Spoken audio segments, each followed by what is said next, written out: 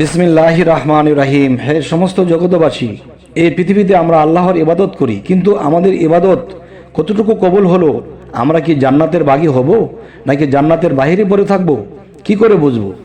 আমাদের ইবাদত কবুল হলে আমরা যেতে পারবো, কিন্তু হলো কি না কি দেখে বুঝবো? বা আমরা কি পৃথিবীতে সুপথে রইলাম না কুপথে রইলাম, এটা কি করে বুঝবো? অবশ্যই আল্লাহ আমাদেরকে স্বপ্নের তাবিরের মাধ্যমে জানিয়ে দিচ্ছে। অবশ্যই খেয়াল করে শুনবেন। যদি কোনো ব্যক্তি স্বপ্নে নিজেকে জান্নাতুল ফেরদাউসে দেখে, তবে সে ইলম ও হিদায়েত লাভ করবে। আচ্ছা, যদি কোনো ব্যক্তি স্বপ্নে দেখে যে মুস্কি হাসতে হাসতে জান্নাতে প্রবেশ করছে, তবে সে অত্যাধিক পরিমাণে মহান আল্লাহ তাআলার ফিকির করবে। আচ্ছা, তো এবার আসি, যদি কোনো ব্যক্তি স্বপ্নে দেখে যে তরবারি দোষমুক্ত করে জান্নাতে প্রবেশ করছে, তবে সে সৎ কাজের আদেশ ও আদেশ এবং খারাপ কাজের নিষেধ করবে, এবং সে নিয়মিত সুনাম, সুখ্যাতি এবং পুরস্কার করবে। আচ্ছা, যদি কোনো ব্যক্তি স্বপ্নে দেখে যে জান্নাতে তোবা নামক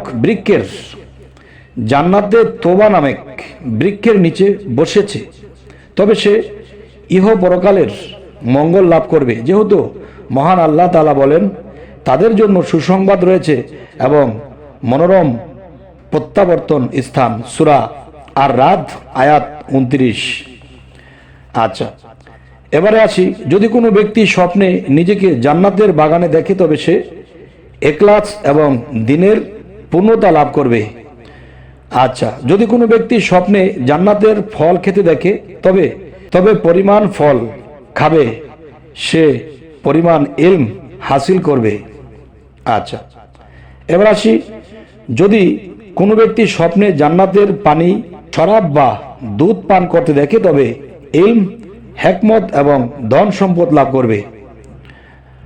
আচ্ছা, তো এবার আসি, যদি কোনো ব্যক্তি স্বপ্নে জান্নাতের বিছানায় হেলান দিয়ে বসতে দেখে, তবে এটা তার স্ত্রীর সৎকর্ম এবং নৈতিক পবিত্রতার ইঙ্গিত করছে।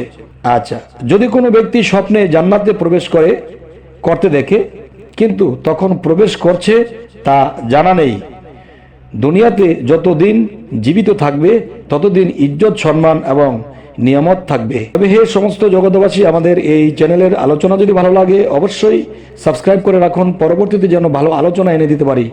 সকলেই ভালো থাকবেন। আল্লাহ হাফিজ।